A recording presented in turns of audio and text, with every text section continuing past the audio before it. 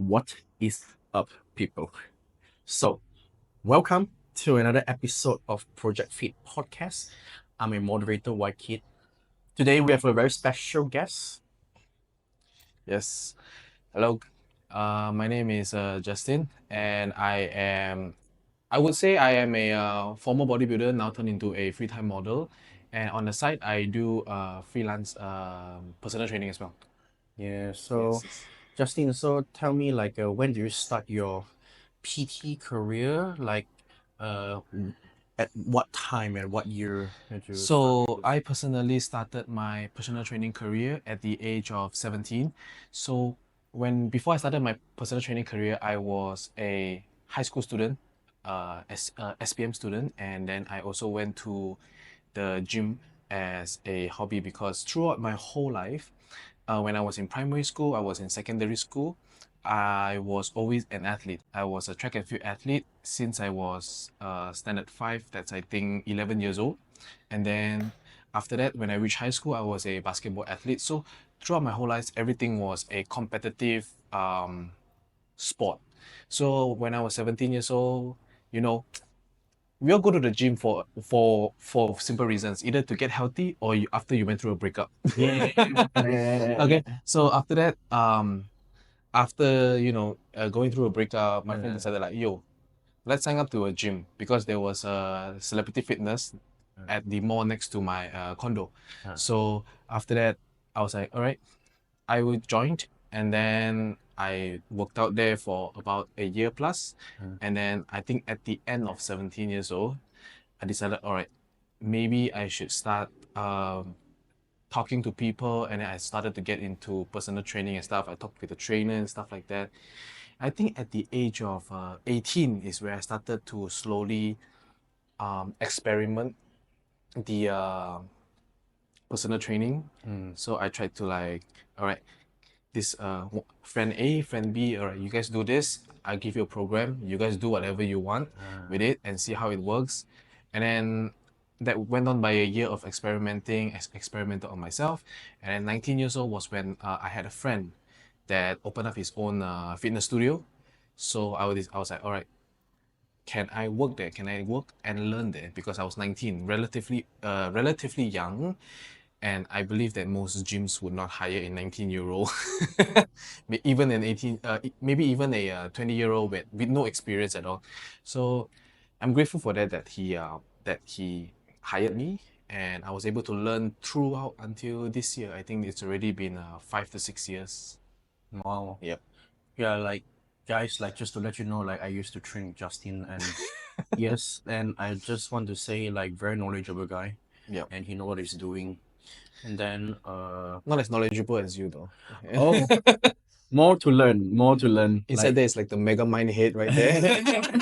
Yeah, Instead of the blue skin, it's just yellow. yellow and wear glasses Yeah, very also. good. And then, just to share with you guys, this is a really happy day because Justin and I actually knew since 2018 in Asian Grand Prix, and I believe we were doing men physique. Yes, back then we were doing men physique, and the funny thing is how I met you was because there were a lot of people backstage, right? We were waiting there, and then our category kind of got delayed. Yeah, yeah. It got delayed. Yeah, it Ah. was supposed to be 2 p.m. and then it got delayed to like 5 p.m. So I was just sitting there and I didn't know what to do. I was 2018. Yeah, I was 18 at the time, and that was my first competition. I decided, you know what? Let's just go. Let's just go with the competition, and then let's just experience how is it like to be in a bodybuilding competition. I also kind of did research. I saw the 2017 one. I was like, you know what? The 2017 one junior isn't that bad. The competition is that bad. I can go and I could maybe win. I was wrong. I see monsters like him. And I then think that time has more people from other country. yes, it was a international stage. Because it was a pro app. Yes, it's a pro am. That's why Yep. pro amateur. So you have quite a lot of athlete, and I say a lot of dark horses that you would not predict to be there. Yep. I think one of them was One Doyok as well. One door is in another class, I believe. He was in the tall class. We Yes. were we are short kings. Yes, So yes. we had to go to Uh, the short category. true. And then that time I was like, yeah, it was pretty stacked. A lot of athletes, especially like, let's be real, like man physique. Even since 2018, there's a lot of people already. Yep. And man physique is actually quite trendy in Asia country. Asia, yes. Because most of us, our mentality is that we don't want to get too big. We don't want to get like I'm saying some that wants to become like mass monsters, like Phil Heath, Yeah. Ronnie Coleman, that's their goal, Big Ramy. But most, maybe I would say 75%, Yes. they would want to actually stay on the model side and also the gym bro side. So more like Jeff Side, David Lade, who else? This. Yes, the legendary Ziz. So they would actually go forwards to men's physique. True. Yes. Now, since there is a classic physique now, and Chris Bumstead has been the staple of classic physique, surprisingly, I would say half of the people that wanted to be David Lade, they might be transitioning over to Chris Bumstead. True. I think actually just for the context in Asia country, before classic physique, there's a class called sport model. Yes, there's a class called Smart Model, yes. Class model. Sports Model, because we both joined WFF before the federation, where they gave a sports model. I believe it's a mixture of the fitness model, which is the category that they wear jeans, and maybe a little bit for men's physique. But for me, sports model, it's a very unique category because they get to express themselves more. True. Their posing and stuff, it's not like men's physique where it's just the 7 poses, straight, side, back, that's it. Sports model, you get to move around more fluently, Yes. especially if it's WFF Korea. Posing quite a good score. Yes, the posing actually marks really high. I believe. I'm no judge, but I believe because that's what they emphasize. Not to mention that they wear the bright swim shorts too. True. And also, I would say like in real talk, I think sport model, the quality of the muscle is there, like the deep cut, the striation and everything, which is pretty well done. The only difference between classic physique and sport model, I would say, is the muscle mass. Yes, there's definitely categories where is the fitness model, the jeans model, and then sports model, number 2, men's physique, classic, and then also open bodybuilding. True. So there is about 7 categories.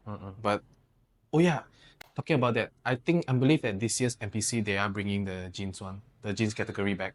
Is it the jeans for the male or fit model for female? Jeans for the male. Oh yeah? Female also have, I think. Yes.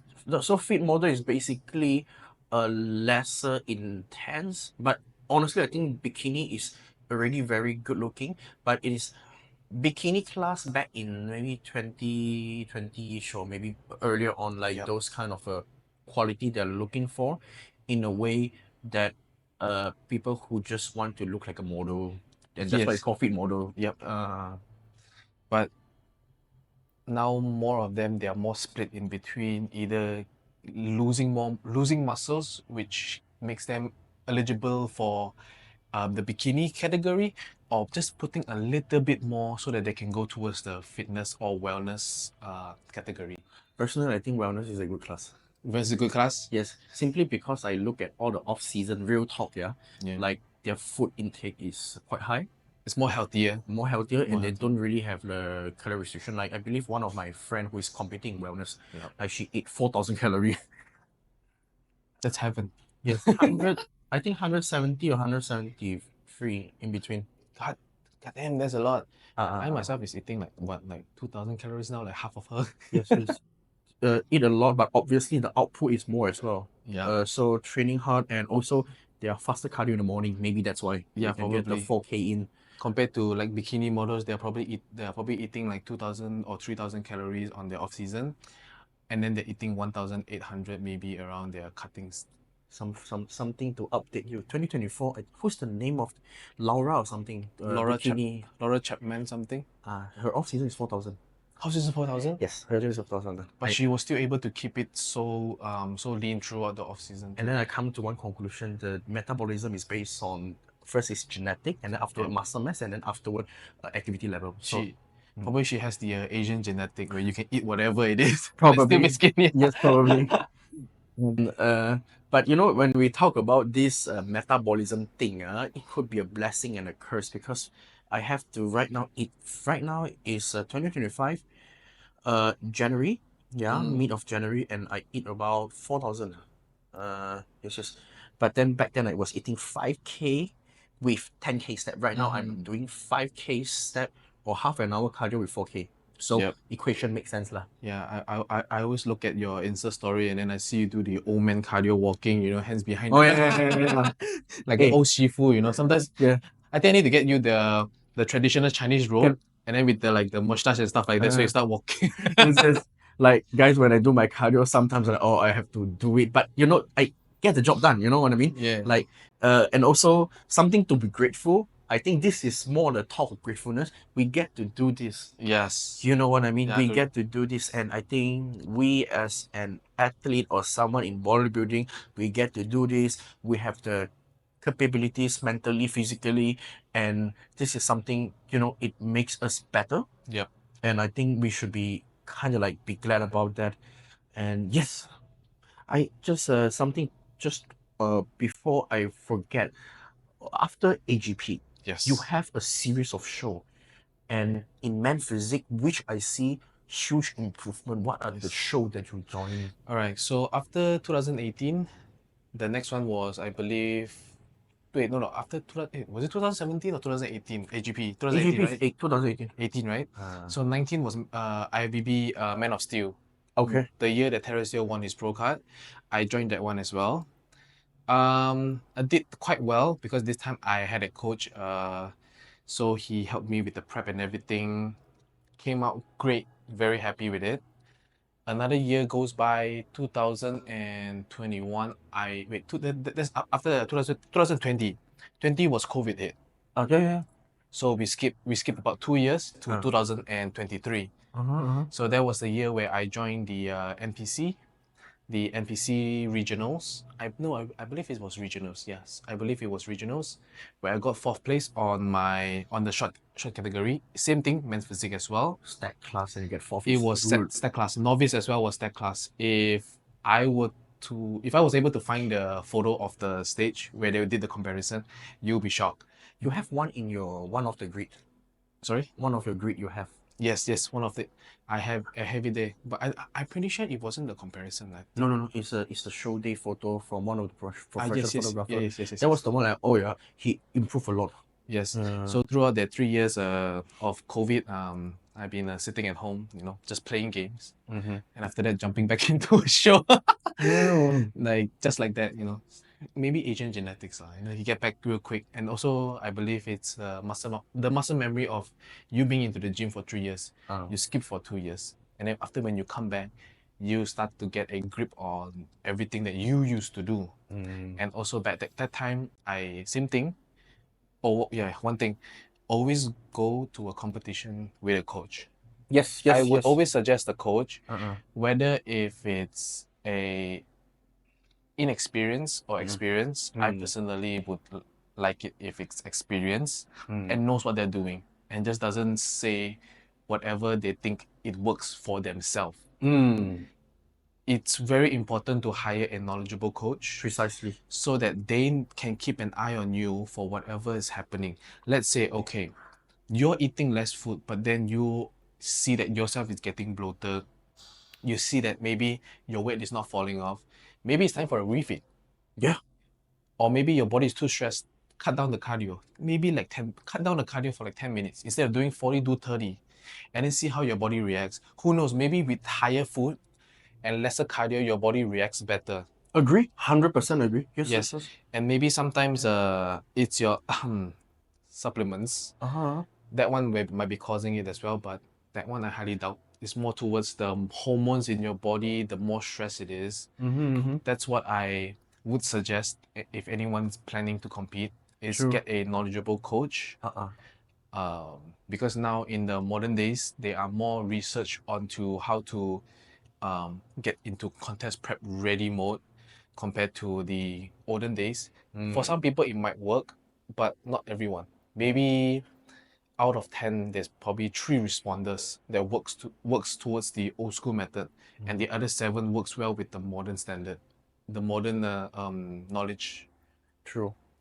And reflectively speaking, I feel like right now when we talk about the top pro level, let's say, Yes. in the coaching, just to point out, did you realize there's not much cramping case anymore on Olympia?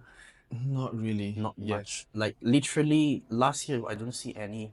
Look at a live stream. Yep. It's because we already know like the balance of sodium and water, Yes. and they already know how the mineral works. So knowledge is always renewed, and as a coach, I believe unlearn and learn is very important. We have to constantly update our knowledge, and personally, like both of us, we do our study seminar and everything just to Yeah. make sure that the people that we are about to educate, they know what they're getting, they get the best out of it.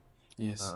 And I would say let's say if you're maybe studying high school, college, if really sometimes you don't really have the funds to hire a coach to help you, right? YouTube, it's free. Yeah. Other than premium, because if you don't want to see ads, True, you have to pay for premium. So YouTube can be your best friend. You can really learn a lot of stuff there. Just make sure that it's not bro science.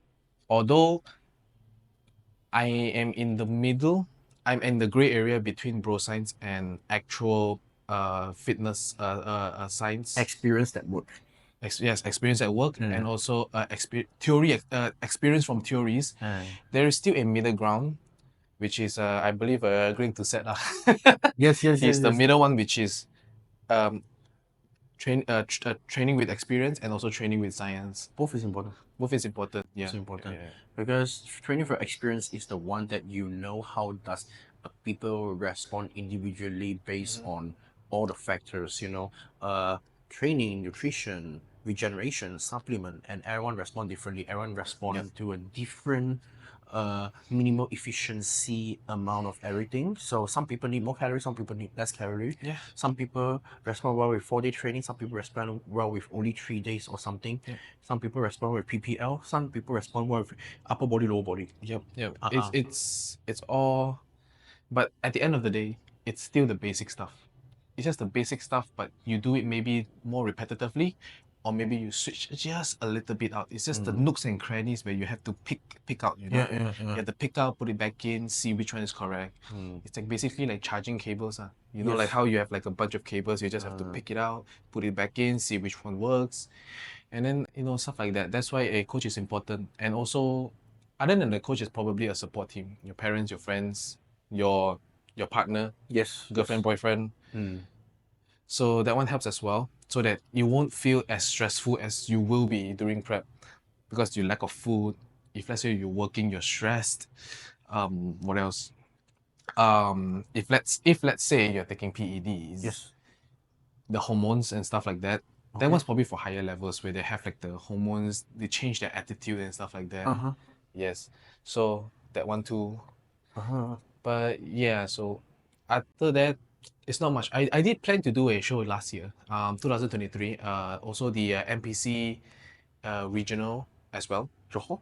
No. The one at the end of the year, October. The one with PQ one. Yeah. Regional and pro qualifier. KL. Yeah. But I dropped out. I think it was about June, July. I dropped out. I decided, okay, let me just skip it. And also, but at that time, I had an opportunity to join Manhunt as well.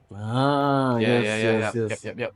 So prior to modeling, I had a little bit of experience with a altitude world supermodel that was back in 2020, 2021.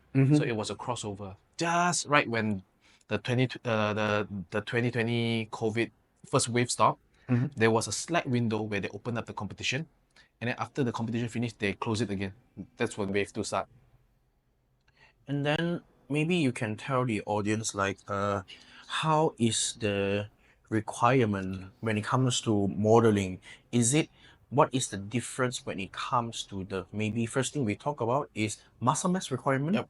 Is it slightly different from Man Physique that you joined to Way Manhunt? different. Oh, Way way different. different, Yep. So personally, I genetically have huge quads. I don't really have to train them. I maybe train them like once a month, and then they'll still be at the same size. Oh yeah, I like know. his.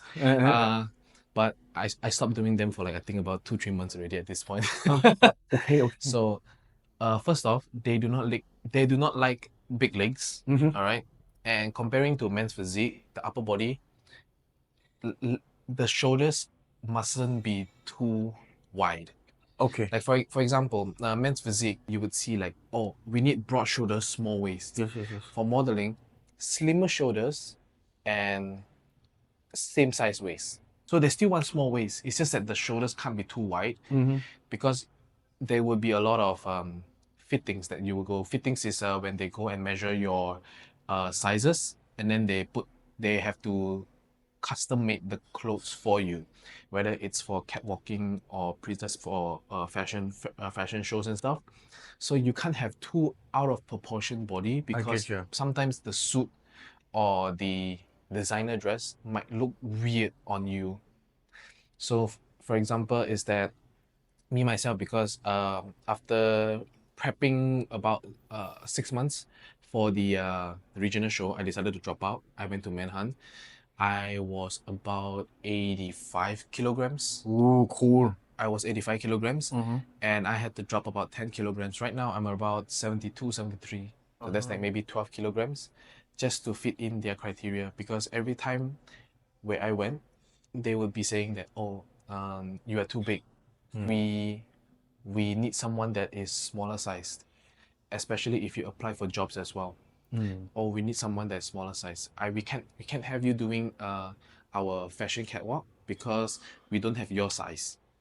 So that one is is a real struggle, especially coming from a competitive bodybuilding background to a modeling background, which is the requirement are more tighter actually. Yeah.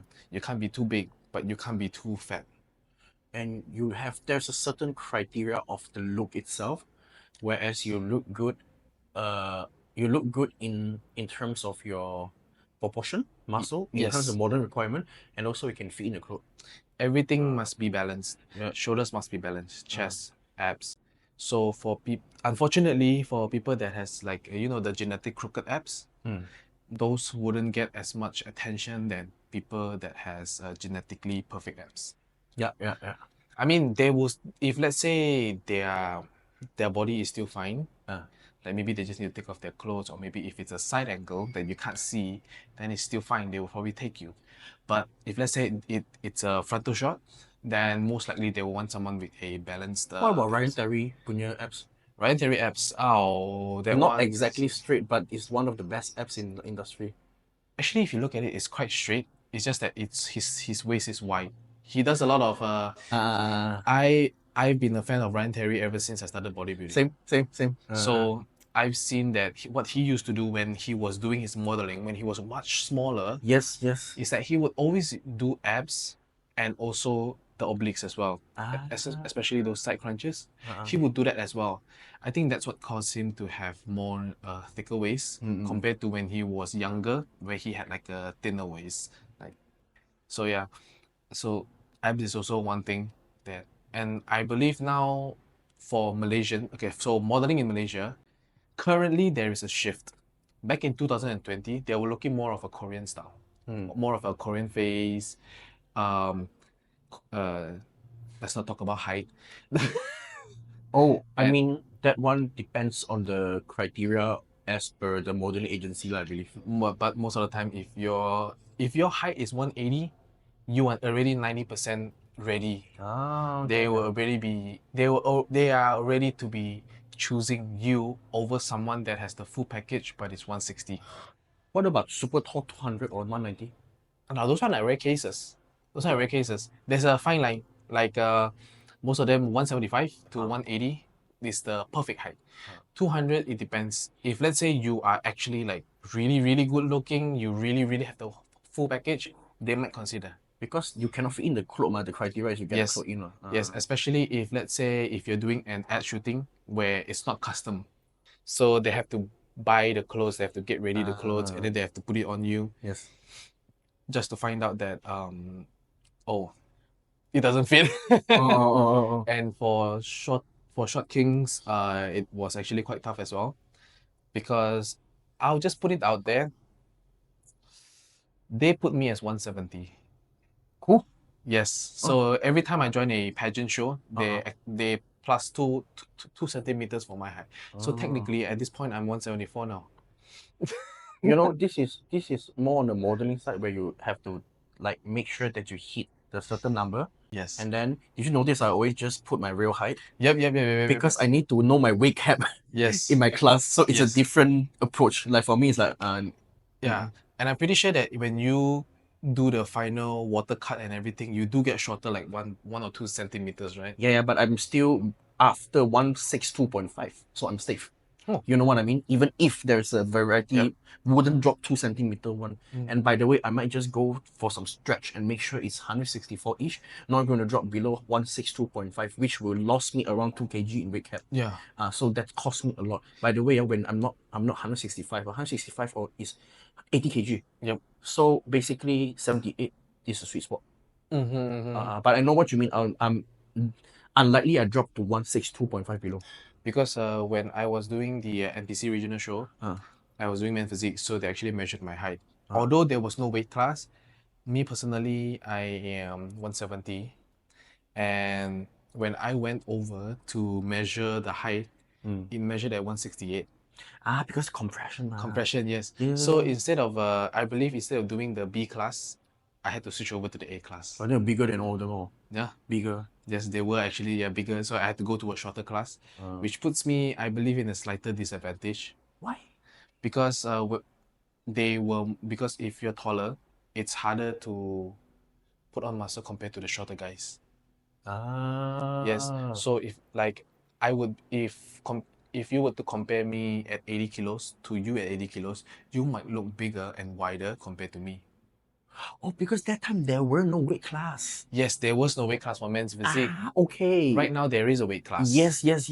So back then it makes a little bit of it makes a difference compared to now. Now it's like, oh, okay, if I'm 168, I'll probably just have to cut some water. But 2 kilos of water, probably you can do the MMA style one where they just wrap you in a burrito. Okay, I think we have to be really specific. We cut off subcutaneous, the water that's under the skin, but not the one that's inside the muscle. Yes. Because we have a different kind of fluid in the water. Yes. Too often when they cut off the just shed some light, too often a lot of people cut off the sodium and water, and then they disregard the electrolyte, and then in the end it causes them to be flat. Yes. So I believe like most of the time, there is one type of water cut where I find that could be really good is the MMA type.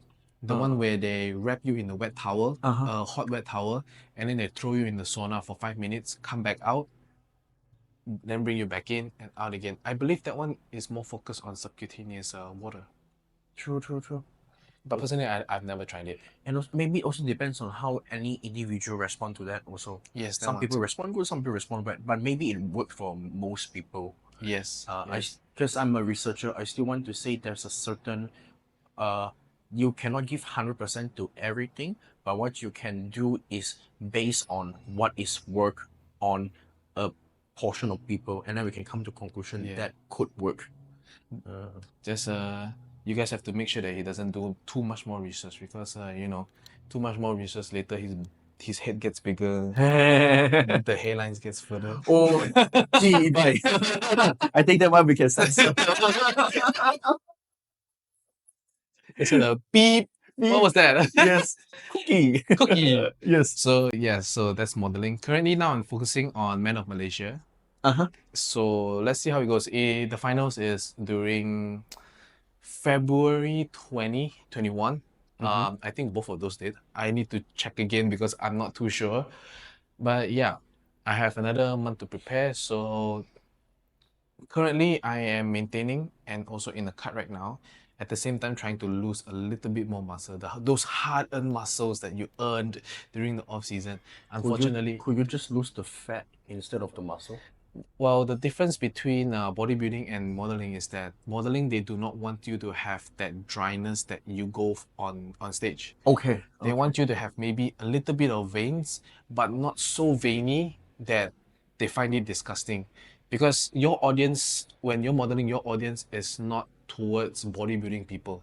Your audience is now the normal day-to-day people, like the people that you walk past when you're crossing the road, the people that's driving next to you when you're in a traffic jam. So the audience is way different compared to the bodybuilding ones. Whereas if you look too dry, look too shredded, they'll be thinking like, That's not good ew, looking by the ew. general eye of public. Yes. So basically, your audience is everyone. How do you know that? Of course, in order for you to know if you're good in modeling, you don't go to the street and ask, "Hey yo, am I good looking?" You know, I don't do that. unless if you're tall and you have a YouTube channel of 1 million subscribers, then maybe you can do that. But yes, you have to the thing is that you have to understand is that there is different audiences now, and both of those audiences do not mix. Yes. So most likely, maybe a little bit of a vein, your bicep has a vein, the form has a vein, and then when the dryness comes, you can't look like you have. Ah yes, most important, your cheeks. So your cheeks have to be normal because when you cut water, when you go out on a bodybuilding stage, the difference is when you go out on a bodybuilding stage, it doesn't matter. Your face could be sunken in like a skull, and they wouldn't really care. But if it's modeling, if you look malnourished, they would actually drop your scores.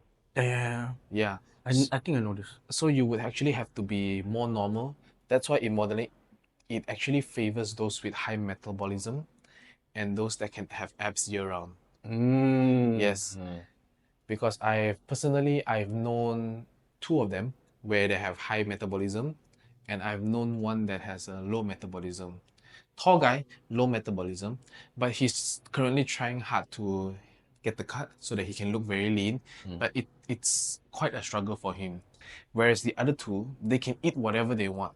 They can eat nasi lemak in the morning. They can eat junk food in the afternoon. They can eat junk food at night. They would still have flawless abs. I get you. Yeah, so that is the difference with which one they favors more. Also, as I was saying just now, Malaysia modeling has switched from the Korean style more towards to a merge of the Korean style and also the Chinese style. They're trying to have a merge. Is it Chinese style or European Asian style? Because your look would be perfect for European Asian, like those kind of fashion model Yes. look. Like Yeah. I'm just saying. The thing is that because every year it's changing, the standard of modeling changes based on whatever the whatever the audience wants. Get So you. let's say like for example, Squid Game came out season 2, right? A lot of people watching Korean shows, so it would shift more towards the Korean side. And if a let's say Marvel have a new hit show, it would actually shift more towards a little bit towards the Angmo style. Okay, following your trend, Yeah, basically. following it, the looks always follow the trend. So if let's say you have a European look, I think they call it Pan Asian. Sometimes they want you, sometimes they don't want you, and this one also depends on the job. Okay. If let's say you're taking a advertisement job, sometimes they want they would have a listing. So if you have the WhatsApp community, they will have the listing that okay, I want a Chinese pretty girl, 30s. They also put the age. Male good looking, 25s, something like that, 25 to 30s, and then like Pan Asian or Pan Asian male, Eurasian female, and stuff like that. True. So they would actually want this type of mixed look instead of just the Chinese, the typical Chinese stereotypical look. Diverse lah. Yes, they want a more hybrid look. a more special look. I would say blend in the requirement of the market in Yes. general. Yeah. But the thing is that not everyone can blend in. Yeah. Because, like, for example, you would be perfect for a role as a teacher. Yeah. Because you know you have the very serious look. Yes. And you have the, I would say, a bit of a smart look. More right? the professor look. More like a professor, yeah. So you could stand in front of the class with the huge whiteboard one, yeah. Yeah. Literally that look. So everyone has their own special look. So it's quite hard if the trend keeps changing like this, but that's how it goes. So yeah. Hey, now like just I want to ask, what is your training routine differences Routine differences. from men physique to modeling? All right. So now my training routine differences is compared to when I was doing bodybuilding, I would be doing push-pull legs, rest, push-pull legs. So it's kind of a 3-day split. But currently, I am only training about 2 days a week. Okay. So because there is no use for my legs no more, Okay. because I don't have to show them no more, I would do chest and abs, and then the other day would be maybe a little bit of a shoulder, maybe shoulder, legs a little bit, and also a little bit of back. So just to fit in the criteria, the look that you want for the just modeling. fit in a look. So the look wants more chest, I have to give them more chest. Yeah. And one thing is that they do not like white lats. Oh. Yes, if your lats are too white, mark down instantly. Okay, maybe it is just my word, but we can correct me. Is it too freaky in modeling? Yes, because it makes you look like you are walking with the invisible lat syndrome, the ILS, you know. But this is real lads. But it's real lats, yes. So they don't want to have the cutting. They want it to like have a little bit of straight. No, lats is okay, but not too wide, not too freaky of a lats. They want to look elegant as well, lah. Yes, they want to look elegant as well. It looks like you work out. It looks like you're fit, but not look like you are so into bodybuilding training that you look like some mass monsters. Because their mass monsters is that in their eyes, mass monsters to them are way different than mass monsters to us bodybuilding. I think the man's monster is Ryan Terry back in the day. Ryan Terry back in the day when he was modeling. First Man Physique show. That is already quite monster. For them, yes. They would like to prefer Ryan Terry before he joined bodybuilding, when he was doing the men's health posters. That was perfect look for modeling. Yes. So when you want to go through modeling, it's more towards the men's health or the women's health. Basically, magazine posters like. And if you're too huge, because I follow a China influencer. So she's a bodybuilding competitor, right? And she is, I wouldn't say huge, but maybe on Instagram she looks quite huge. But when she does modeling poses, they had to actually Photoshop her muscles out. Or maybe wearing handful lah, so you don't see much. Yes, but the thing is that because she has a very lean physique, where there's abs, glutes and everything, so most of the time when she gets a photo shoot and when the photo comes out, they would have to actually do a little bit of photoshopping to make her look smaller. I think I know what you mean, because some of the, like for example, Figo Pro. Yeah. Like Figure Pro, they have a really wide shoulder and everything. Yep. And when they do like those China Figure IB Pro, when they do photo shoot, they don't look as how they look on stage. Yes, exactly. The photo lah. Yes, exactly. And then also one thing is probably because when they go on stage, they try to do minimal makeup. Because I personally, I've noticed, I've joined NPC and also WFF, right?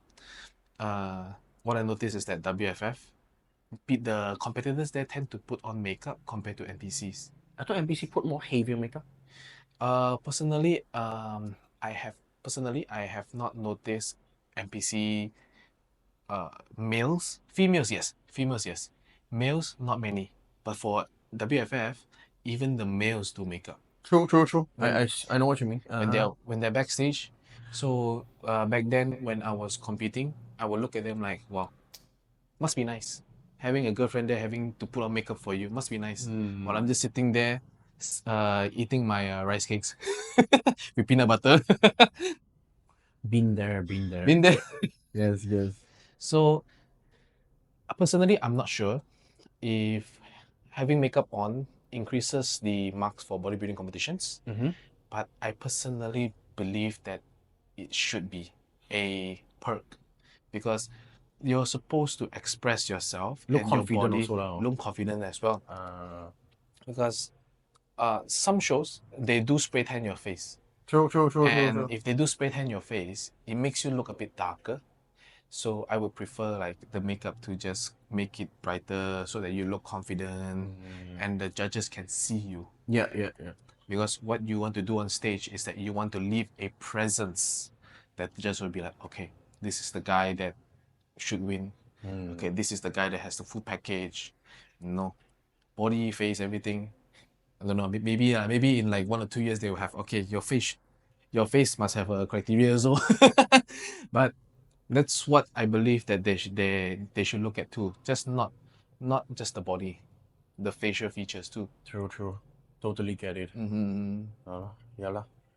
Okay, guys, thank you for tuning in, and don't forget to follow us on socials, which I'll put it. Follow ProjectFit. ProjectFit also. Very nice gym actually. You guys should come. And we'll put the link in the description below. And guys, like, follow, and subscribe, and catch up soon. See you. See you guys.